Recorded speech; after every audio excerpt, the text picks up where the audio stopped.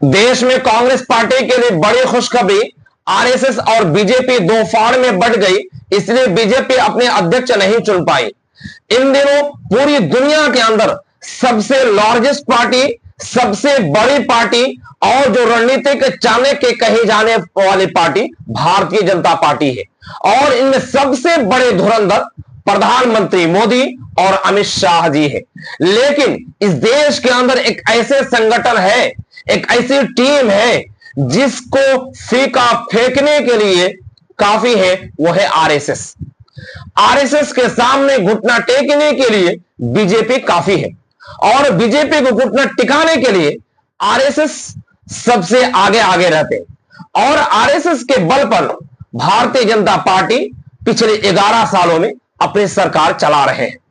और यह अलग बात है कि अभी भारतीय जनता पार्टी मजबूत हुई है, लेकिन अभी इतनी भी मजबूत नहीं है कि आरएसएस को छोड़ करके वो देश के अंदर अकेले भारतीय जनता पार्टी अपनी सरकार चला सके। इस बीच में अब आरएसएस एक गेम प्लान तैयार किया है, जिस गेम प्लान के तहत गुजरात लॉबी से मोदी और अमित शाह से अपने पंजा छुड़ाने के लिए एक ऐसी रणनीति बना चुके हैं जिसको देख करके अमित शाह और मोदी जी भी हैरान हो गए। इन दोनों की कुर्सी भी अब खतरे में पड़ गई है।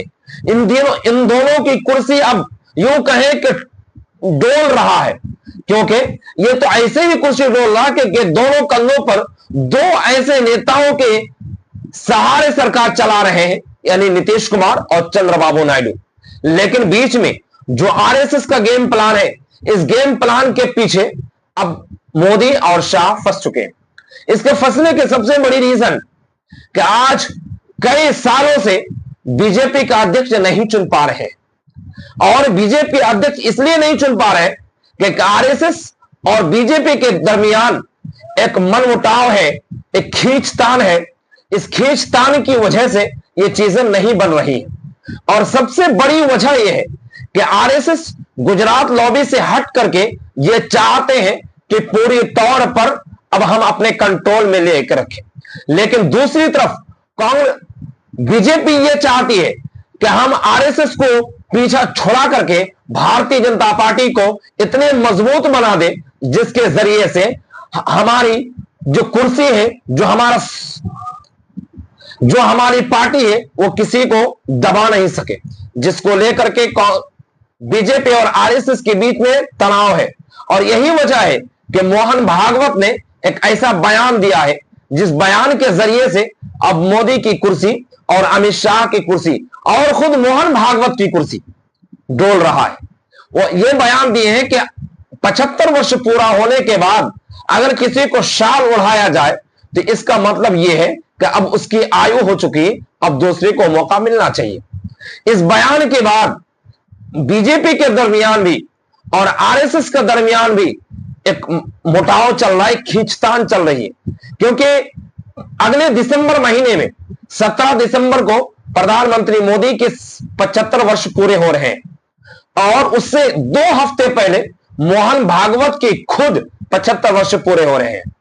इस बीच में अब ये चल रहा है कि पिछले रिकॉर्ड के अनुसार, पिछले नियम के अनुसार ये कहा जाता है भारतीय जनता पार्टी के अंदर जो भी 75 वर्ष हुए हैं उनको रिटायर कर दिया गया है, उनकी कुर्सी छीन ली गई है, उन्हें किसी तरह की कोई पद नहीं दिया गया।